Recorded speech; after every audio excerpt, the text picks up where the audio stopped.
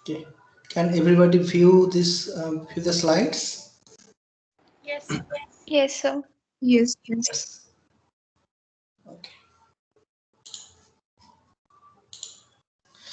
Okay. So yesterday we have seen addition of alcohol in carbonyl compounds. I hope you all remember everything and you have practiced also a little bit. So today we will see what happens if we add thiol instead of alcohol and also water. How do they react? Okay, so just to have a quick recap, when we add water, when we add alcohol, it first goes to hemiacetal and then it all the way goes to acetal. But for ketone, it generally does not form ketal, but it prefers to form cyclic ketals. Okay, and these reactions are highly reversible in nature. In presence of course, it depends on the condition. So the forward reaction happens when we use dry HCl, dry acid, and the reverse reaction happens if we use wet acid or aqueous acid. Okay, so let's see today about addition of thiol. Sorry for this the slide which is not very in a good shape. Um, okay, so in this case also we take just thiol instead of alcohol and we take the aldehyde. Okay, and then we take dry HCl and then it comes to the thioacetal. In case of alcohol it was acetal, but in case of thiol it was thioacetal. Okay, of course the mechanism would go by the same as that of the alcohol addition. So it would first form the hemithioacetal and then it will form the thioacetal. Okay, and for ketone, so for alcohol we have seen that it does not react very much to the ketones because of the entropy issue that we looked yesterday. But in case of thiol, this reaction actually happens. So this is because the thiol, which is very good nucleophile with respect to ROH, so in presence of dry HCl, it actually forms thioketone. Okay, these thioketals, we will see a lot of examples later on in today's class itself, that how these thioketals are actually useful for many transformation reactions. So chemical transformation, functional group transformation. So we'll see that there is a lot of use of this thioketal or cyclic thioketal, this kind of agents. Okay, so this thioketal, if you use mercury chloride and cadmium carbonate in water, it comes back to this ketone, and if you reduce it with nickel hydrogen, then it reduces to the alkane. Okay, so yeah, this mechanism is same as alcohol. It is your homework, so you can write down that mechanism for yourself. Okay, okay. So then the question is, both thioacetals and thioketals are stable to bases as well as in acidic medium. As you remember that we saw yesterday that these acetals and ketals are not very stable in acidic medium, but they were stable in basic medium, because in basic medium the OR as well as the SR in case of thioacetal or thioketal, these are anyway bad leaving group in basic medium. It is already a very bad leaving group, and here there is no acidic hydrogen atom. The acidic hydrogen atom is not present here, so this is bad leaving group. So it is stable in basic medium, as similar to the acetal. Okay. So according to above two factors, here we can say thioacetals as well as thioketals are stable to bases. Now the interesting thing will happen if we see in acidic medium. So now in dilute acid medium, what happens for let's say acetal? It first take the proton, forms ROH, which leaves very easily, then water attacks. Correct? You remember. And then ultimately another one leaves, which forms ultimately the aldehyde or the ketone. But in case of thioacetal, what happens is that these lone pairs, they take the proton to form RSH plus, which then leaves and it forms a positive charge, carbocation intermediate, which is resonance stabilized by these lone pairs. For alcohol also we have seen. Okay. Now this carbocation has two possibilities. Okay. One, so we are basically, because it is a dilute acid medium, that means we have water in the medium, definitely. So in this carbocation is now exposed to both water as well as thiol. So if it is alcohol, means if it is ROH, then water prefers to attack. But what will happen in this case? In this case, this thiol, which is very much less solvated in aqueous medium, because sulfur has a bigger size and has greater nucleophilicity with respect to water. Okay, so because sulfur has a bigger size, so it is not very much solvated as that of alcohol. Alcohol is more solvated than thiol. Because it is less solvated, these lone pairs are more available for attack. So this is more nucleophilic than the alcohol. Okay. So that is why in this step, water cannot attack. This thiol itself will attack. But so if this thiol attack, then this step actually goes towards the backward direction. Okay. So that is why you get back the initial thioketone or thioacetal. Okay. So that is why here further RSH reacts with carbocation intermediate to give further starting material. Okay. That is how this is stable both in acidic and basic media. Okay. Okay. So thiol addition is clear, right? Okay. Now, okay. So now we will learn a very interesting term.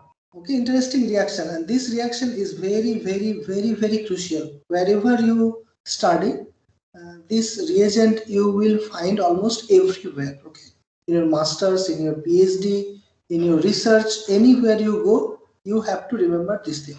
This is very basic knowledge. Okay, so one aspect, it's called Umpolang. What is Umpolang? Have you heard about this term before? Do you know what is Umpolang? No, sir. No. Okay. So Umpolang is basically a phenomenon. A phenomenon. What is that phenomenon? When a dipole inversion takes place at a particular center. When the dipole inversion takes place at a particular center, we call that particular reaction of dipole inversion as Umpolang. Okay. There are few reactions where Umpolang happens. One of the reaction is the Grignard reagent formation. Formation of the Grignard reagent is basically an Umpolang phenomenon. Okay. So let's see an example. You take an alkyl halide, maybe CH3, methyl, ethyl, propyl, anything. Okay. So CH3Br, let's say CH3Br, okay, Rx. If you react this alkyl halide in presence of dry alcohol-free ether with magnesium, it will form RMgX. Okay, alkyl magnesium halide. Alkyl halide will form alkyl magnesium halide. If you see the charge, so here X means your halogen, which is more electronegative than your carbon, of course has a del negative charge, and carbon will have del positive charge. What did I say? One more time. So this is an halogen atom. Halogen atom is more electronegative than your carbon. So that is why this halogen atom will have a del negative charge. And this one, carbon, will have a del positive charge. You know already, right? You have studied SN1, SN2. So there you have seen already that this Rx undergoes SN2 or SN1 elimination, where X minus leaves and R becomes R positive. So you know this thing, okay? So in alkyl halide, R del plus will have del positive charge, okay? Now, if it reacts with magnesium, then it will form RMgX. Okay. So in RMgX, magnesium becomes positive in charge and R becomes negative in charge. X will also become negative in charge. Okay. Because magnesium is 2 positive actually. R is 1 negative, X is 1 negative. And that is how you can think, but it is actually not that simple. RMgX has many different structure. We will see that one. When we will deal with the Grignard reagent, that time I will show you what are the different structure that is possible for this RMgX. It's not very simple, and still there are some debate of their structure, and it could also differ from alkyl group to alkyl group. But overall, this is the structure. Okay. When somebody asks you what is the general structure of Grignard reagent, you would definitely say RMgX. That is the correct answer. But if somebody says that what is their bonding arrangement, then actually it becomes a little bit tricky, because there are few possibilities that can happen. Okay. So we take alkyl halide, we take magnesium in presence of dry alcohol-free ether, and then we get alkyl magnesium halide. Here we see that this R, which was del positive, is now becoming R del negative, or actually a negative charge. Okay, so this positive to negative charge inversion is known as Umpulan. Is it clear, everybody? Okay. This R del positive is converting into R negative. This inversion of polarity because of this reaction is known as Umpulan. Okay, and this reagent is called Grignard reagent. Okay, this Grignard reagent has many applications. Very important substance, species, reagent, whatever you can call. Okay. Okay, we will see its example in the next slides. Okay, now, so here we are giving few example, and we want to use what we have learned so far to do this transformation. One is RCHO to RCDO, means we are replacing this hydrogen to deuterium, RH to RD, replacing this hydrogen to deuterium, Br CH2 CHO to double bond. So we are basically eliminating HBr. How do we eliminate? And cyanide. So we are replacing bromine with cyanide. In this case, we are converting this ester group into alcohol. How do we do that? You have learned some of this, you have already learned, but here it is little bit tricky. Okay, maybe you also know some of it. And in this case, we are making OMe. We are attacking OMe. So let's see how these are done. First, RCHO to RCDO. So now, any suggestion? Suggestion means I want to know your approach. How do you approach this problem? Okay, because problem could be many, but how do you approach it? Any answer from your side? So to convert RCHO to RCDO means just replace this H with deuterium. okay. So we can use RMGX to replace it. What Like RMGX? from in place of R we use DMGX. Okay. DMGX. Yes, sir. So In B place of is not R. an R, no? B is not an R group, no? You need an R. R is an alkyl group. B is not an alkyl, no? Yes, sir. Yes, sir. Yeah. No, what could be your approach? What do you think should be done? So basically we are replacing H with deuterium. So that means we need to abstract that proton. Correct? That is where our first intention will go. Yeah. Yeah. Tell me. If in the Grignard reagent, if you have alpha deuterium, then that will happen. Okay. Okay. So let me tell you two aspects of Grignard reagent. Grignard reagent first act as a base. Second act as a nucleophile. Okay. So if any compound is there where you have a acidic proton and a nucleophilic site, it will not go to the nucleophilic site. It will first abstract the acidic proton, and then if there are no acidic proton left, it will react with the nucleophilic site. Okay, that is the thing about Grignard reagent. Okay, so here actually it is. Then we can use the Grignard reagent to remove this acidic H first, and then we can introduce D maybe with the help of D2O.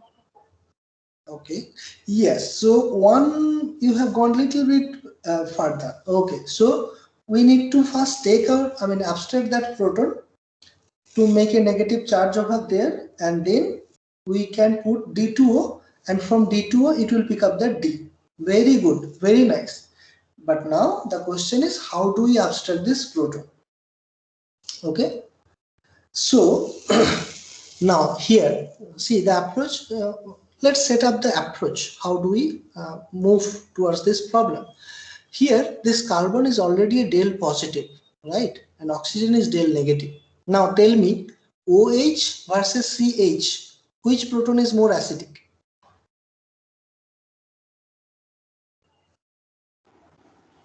So the OH one. OH, obviously, right? Of course, OH. Why? Because oxygen is more del negative, electronegative than proton. So the difference in electronegativity is much higher. So the hydrogen is becoming more acidic. But carbon, which is less electronegative than hydrogen, than oxygen, so it does not pull up that electron pair towards it that much. So that is why the acidity of the hydrogen is less than the OH.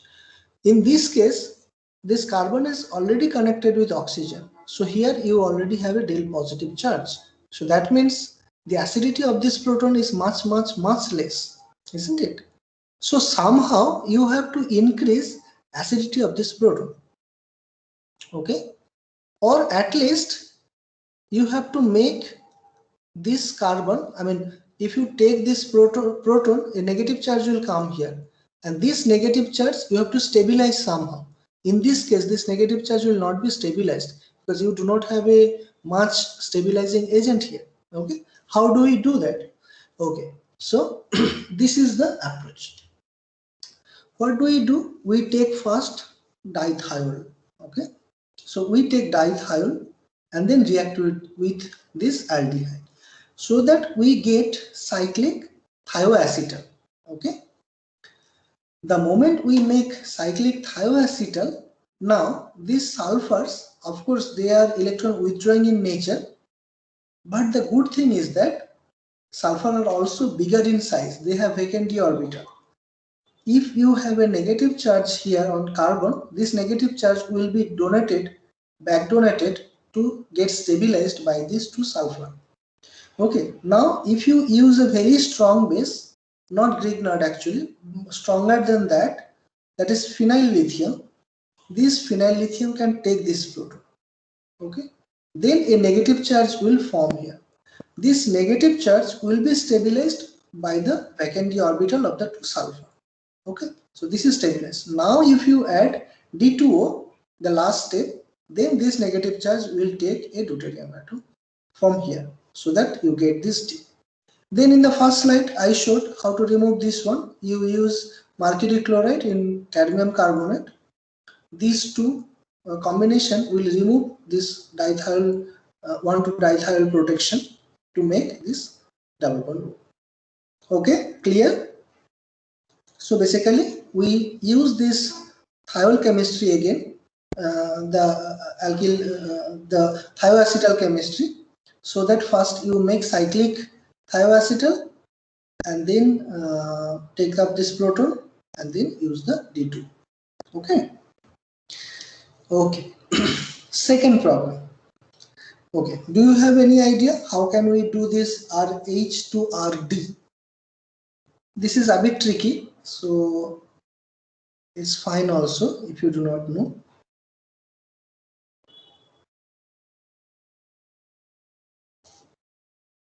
Okay, then I will tell you the answer. So in RH, in this case also, you need to take up this proton.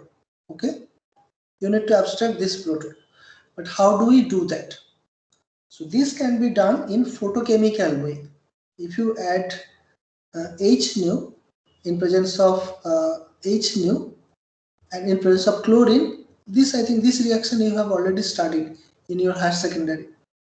Then you form this RCl. Okay. Now this RCl, which is del positive, del negative, and then we can form it as a Grignard reagent by using magnesium in dry alcohol-free ether. So that you now get the RMGX. Okay. This RMGX, which I said first it is a base, then it is a nucleophile. So you have D2O, it can easily pick up the proton from D2, okay, to form this RT. Okay, clear? Okay, let's go to the third example. This is this one. This one I think you should answer. Now you understood what could be the approach. So how can we go about this?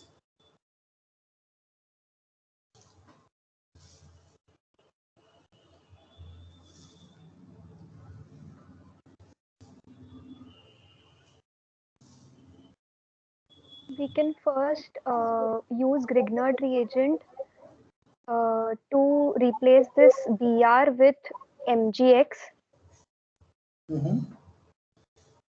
Then maybe we can add HCN.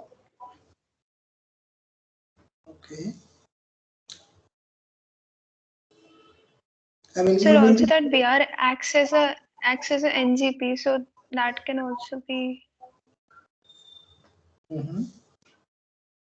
No, one thing you are missing, and that is that this aldehyde group is very reactive in presence of Grignard, because Grignard is also nucleophilic in nature, no?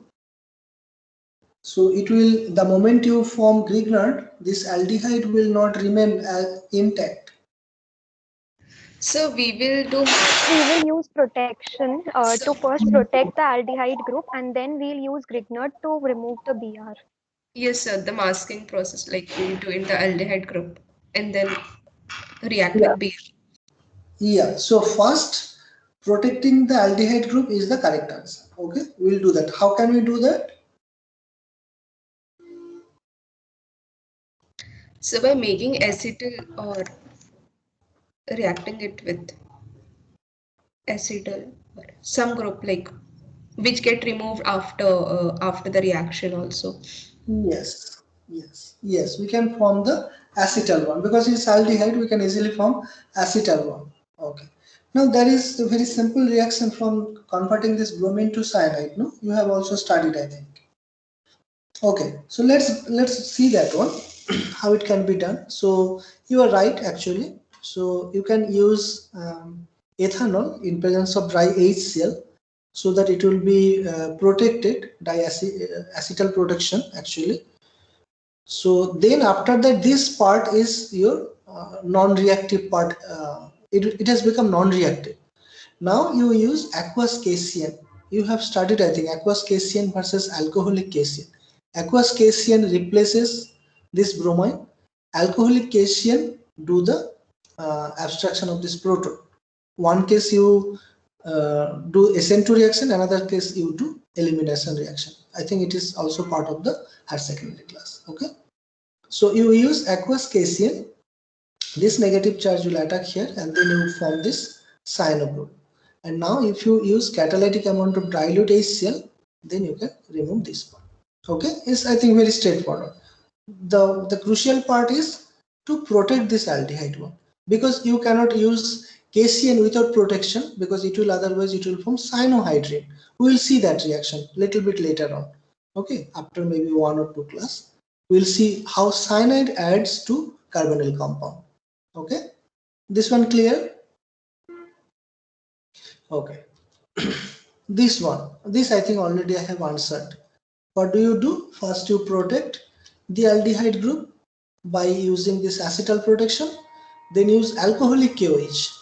Okay, alcoholic KOH, it leads to it increases the basicity of, no, in this case it is alcoholic KOH, not KCN. Okay, alcoholic KOH, so it takes up this proton, rather it is nucleophilic, it takes up this proton, acts as a base, and then you have this HBr elimination.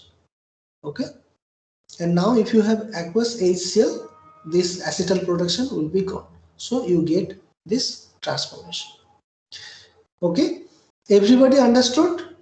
I'm not, everybody should respond. Yes, sir. Okay. Okay, this example is very crucial. Okay, and is very important. So how can we reduce this part to form alcohol, CH2OH? Any answer?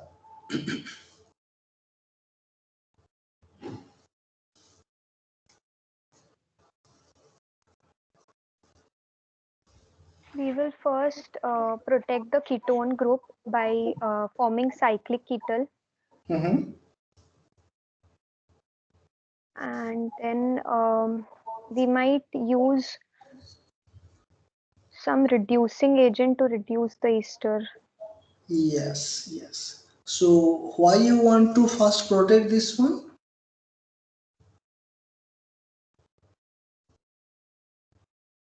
Because the agent might react with the ketone also, which we don't want. You are correct, but this reason is the lone pairs on the OET may react with the CH3CHO, internal nucleophilic. no, not totally correct. Little bit, very close actually. Very close. Somebody else. Hello. Yeah. Please be a little bit louder. So we protect the double bond and then do ester pyrolysis, and then it will be converted to an aldehyde, and then if we react the aldehyde with some reducing agent, then without reducing the ketone, the aldehyde will turn into alcohol. Okay. No, I think the answer that she gave already, that is a correct answer. That first you protect that acetone part, that ketone part, and then you reduce this ester part to get the alcohol. My question was, why do you want to protect that ketone part? What is the need for the ketone protection? So the reducing agent will reduce it to an alcohol. But it can first reduce the ester, no? So like it is more reactive than the ester. Yes, this is the answer. Okay, this is the answer. So when you see that there is a ketone moiety and there is an ester moiety, the ketone moiety is more reactive than the ester moiety. So you cannot simply reduce it. Okay, you cannot simply reduce it. The moment you want to reduce it, this ester will remain intact. This ketone will first get reduced. Okay, that is the answer. Okay, so then you need to first protect this ketone. If you protect this ketone, Why is the ketone more reactive than the ester part? yeah, tell me. You know the answer already. So it has a lower electron density. No, because you have these lone pairs. No, they will give the electron in the resonance form. So it is already in the resonance with this oxygen. So that is why the double bond character is little bit less. Okay, so that is why it is little bit less reactive. But in this case, you have only plus I effect. But in this case, you have plus R effect, isn't it? So that is the answer. So in this molecule, this is a more reactive center and this is a less reactive center. Okay, because the plus R effect will predominate over plus I effect and hyperconjugative effect, and that is why this center is less nucleophilic.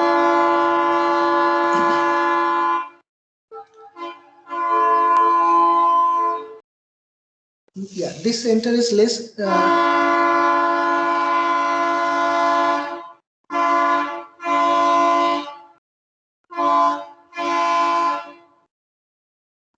yeah, this center is less less nucleophilic than this one. Okay, so that is why you need to protect this one. How do we protect it? We can use, because this is a ketone, we need to protect it with a cyclic ketone. So you use this ethylene glycol, the 1,2-diol, in presence of dry.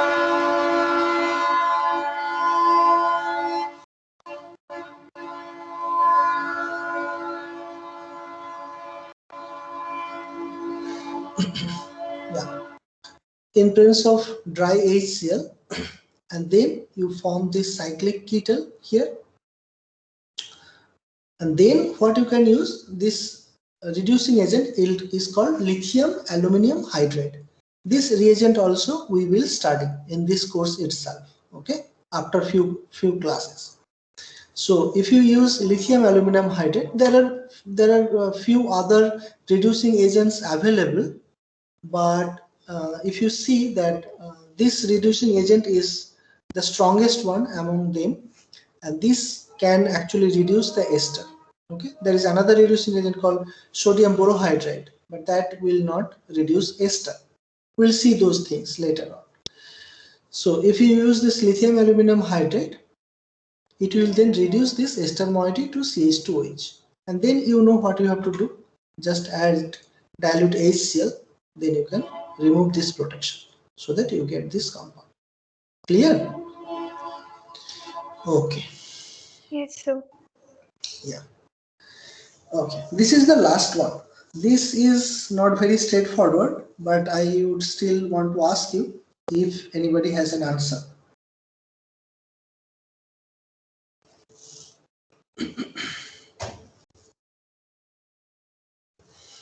Okay. Here you would need the knowledge that we have learned in the previous semester. Okay. So you know what is anti-Markovnikov and what is Markovnikov. We did those things, no? We did Yes, sir. hydrogenation. Yes. So what we do here is that we use some hydrogenation technique to first add one OH group, then convert that OH into OMe, and then, but first we have to protect this CHO. Okay, so it is like this. First we use ethanol in dilute HCl. Sorry, it should be dry HCl actually. Then it will become the CHOAT, that acetal protection. Okay, the moment acetal production is done, so this CHO is now, this part is now stable. Now you remember this reagent, we did that in the last semester, Si alpha to BH. This is called dicyamyl borane. You remember, no? We did with many different variety of this borane reagent based on their bulkiness. If we use less bulk, then there will be all the 3 BH. If you use BH3, all the 3 hydrogen will be replaced. But if we use little bit this bulky one, and you have one H that remains, which can be used for regioselective reactions. Okay, and you know also that the borane reagent, they always lead to Markovnikov or anti-Markovnikov. What kind of reaction they do? Anti-Markovnikov.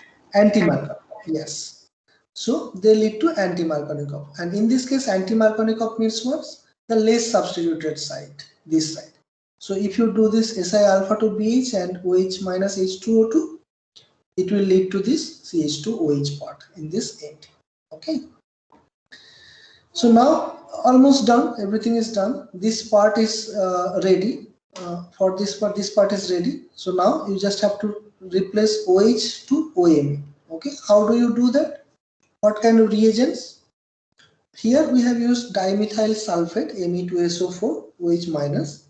But can you tell me any other methylating reagent? A simple one. Any idea?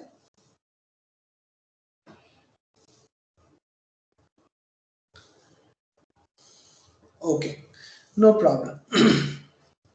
That is called methyl iodide. If you take methyl iodide, then also you can do methylation. Okay, that is possible. Okay, so now if you use this condition, then this OH will convert into OA, and then you have this acetal protection. Then if you use dilute HCl, then you can remove this acetal protection, and you get this compound. Okay. Okay. So up to this part, we have used addition of alcohol, addition of thiol, and using those, and also we have learned what is Ompolang, and also what is how to form Grignard reagent, RMGX, and then used those things to do some simple chemical transformation. Okay. Okay. Then next we will do addition of water, or simply it's called hydration reaction. So in this case also we can take aldehyde or ketone, or simply formaldehyde also, where you have both as hydrogen. Then if we add water, this water can react to this center and forms these two OH. Okay. So this is called the hydrate, and this hydrate is again reversible in nature to form the starting carbonyl compound again. So the question is, okay, it says this above reaction is highly reversible in nature. The question is then, how do you prove that it is reversible in nature? Okay, cite experimental evidence in support of the proposed mechanism. I think you have already got it, that if we use this isotope labeled water, where this oxygen is already labeled with O18, this lone pair can attack here, which forms a hydrate where you have one oxygen which is labeled, another oxygen which is not labeled. Now if it is reversible, then this lone pair will come and this OH can remove to form a carbonyl compound where this oxygen is labeled. So you have started with a carbonyl compound where this oxygen is not labeled, and you have reached a carbonyl compound where this oxygen is labeled. Okay. This observation indicates that this labeled oxygen can only come from the solvent, that is water. Okay. So this indicates that hydrate formation actually took place in the reaction medium. Got it? Everybody understood? Let me tell you one more time.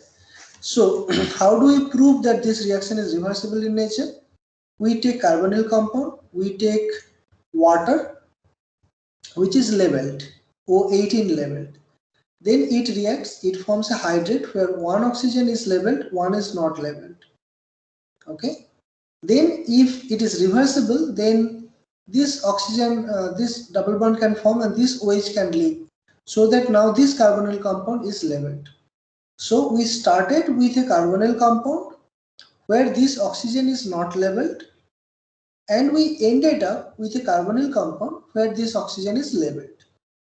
So this indicates that it must have undergone or went through and intermediate something like this. So a hydrate formation must have happened in the media. Okay, this is what is written here. You can read. According to the above experimental facts, here we can write here hydrate is formed in the reaction medium where R equal to Me and the oxygen of the water is labeled as, that is, O18. Then incorporation of O18 into the ketone occurs. This experimental evidence indicates the justification of the reaction and also indicates that this reaction is highly reversible in nature. Okay.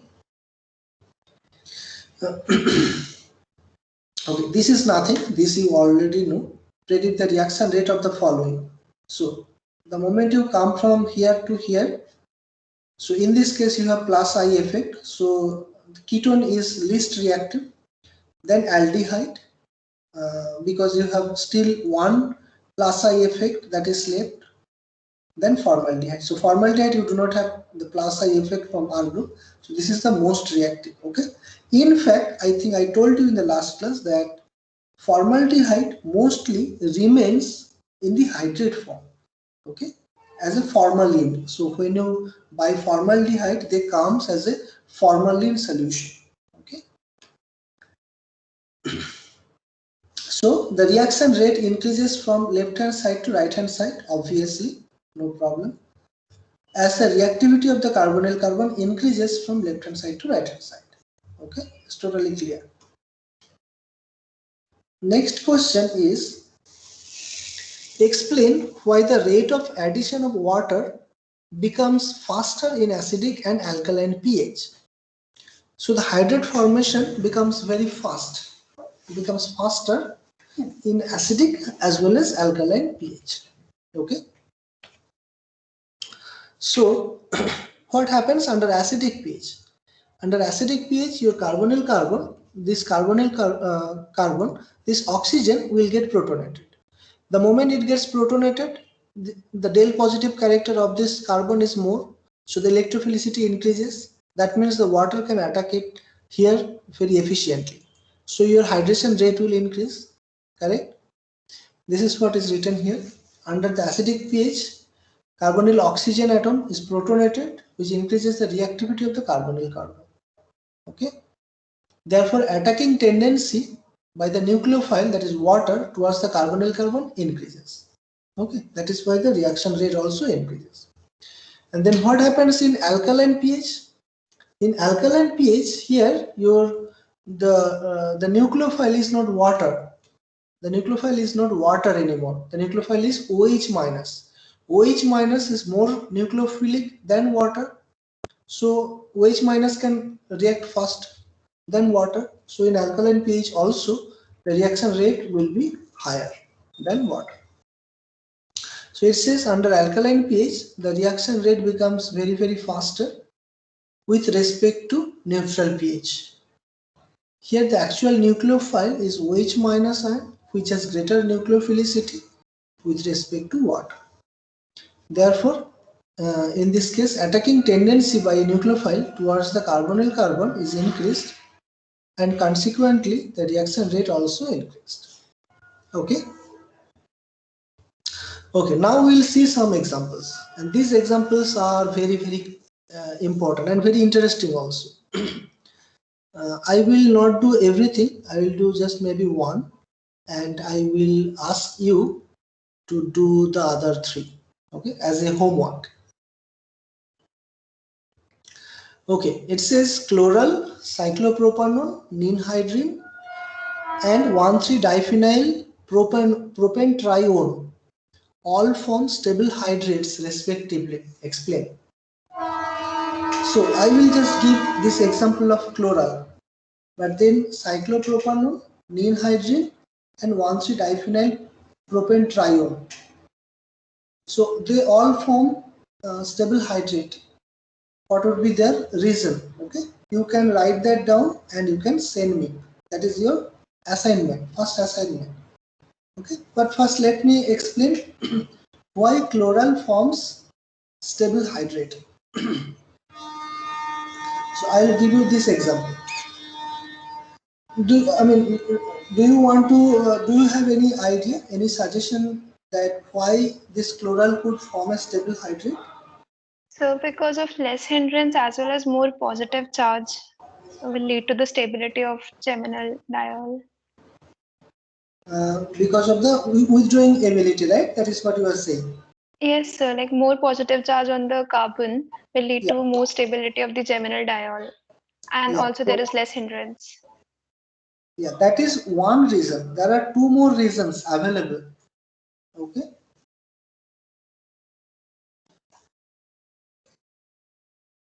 That is correct. You are right. But there are two more reasons.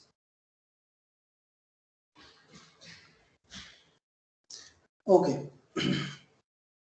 So it is correct that the CCl3 is a very strong electron withdrawing group, which takes up the electron, and then you have this del positive character of this carbon center is more, and that is why the nucleophilicity of this, the electrophilicity of this center has increased. So the nucleophile, that is water in this case, will attack much faster rate. Okay. So you form something like this. So that's CH, OH and OH. Now in this case you have two intramolecular hydrogen bond. Halogen bond actually, halogen and hydrogen. So these are basically an hydrogen bond, intramolecular hydrogen bond, which gives a lot of stability to this hydrate structure. That is second reason. That is another reason. So in this case, this chlorine is electron withdrawing, this is electron withdrawing, this is electron withdrawing. So that is why it takes a lot of electron from this center. That means this carbon is now electropositive, means the del positive character is more. This del positive character is stabilized by the lone pairs of this oxygen and this oxygen. Am I clear?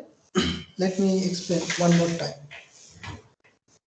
So once this water attacks here, it forms a hydrate, means OH and OH.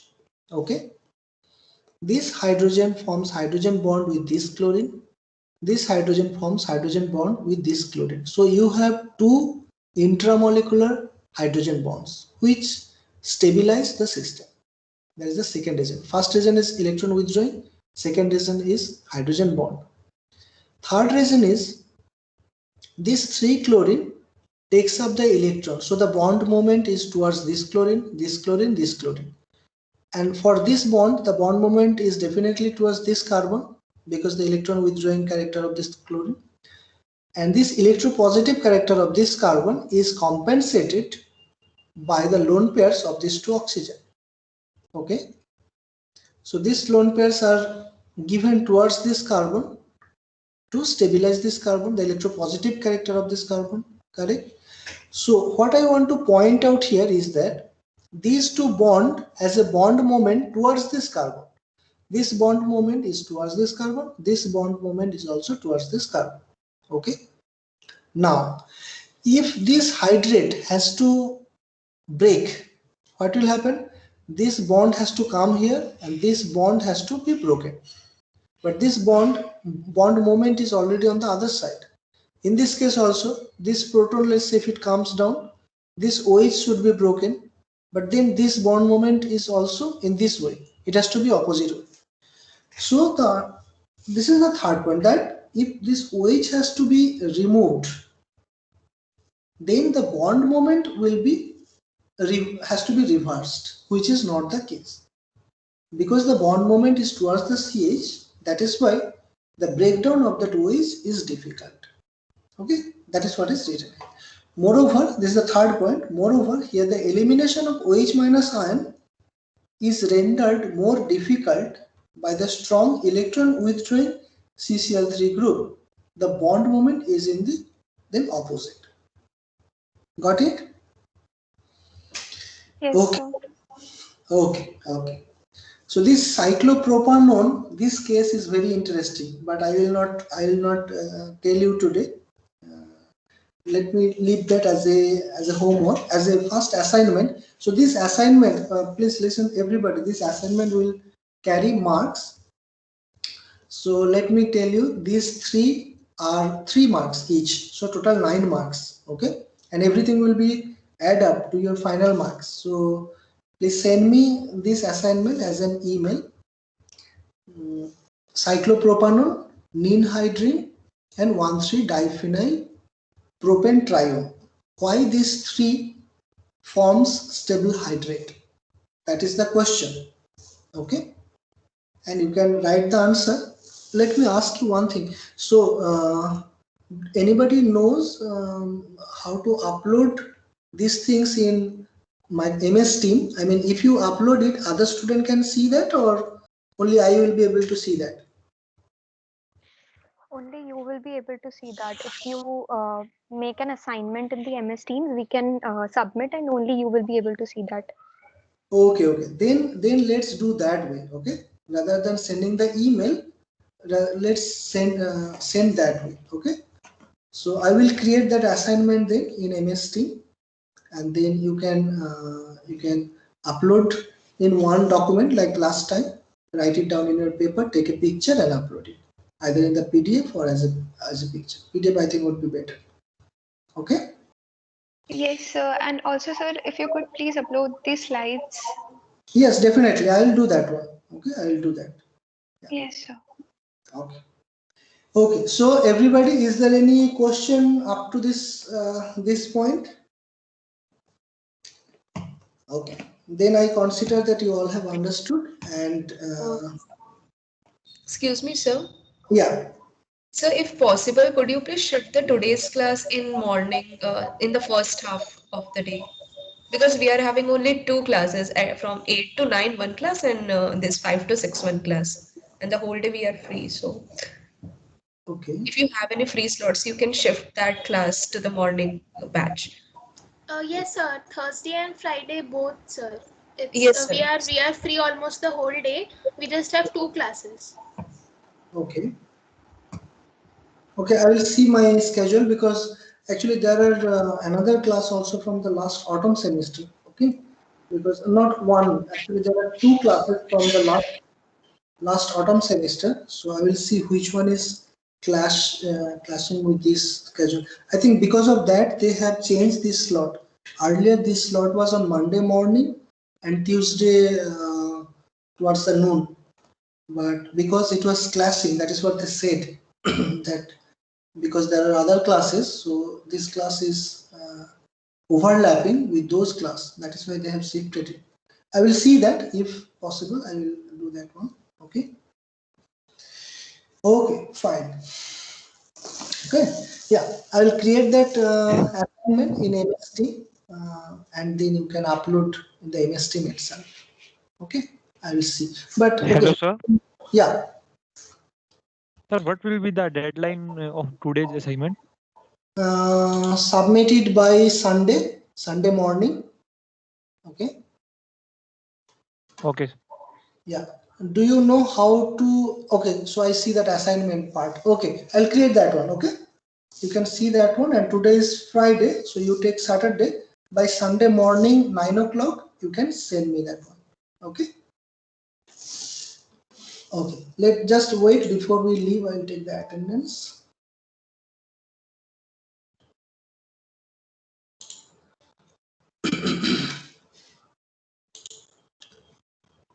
Okay.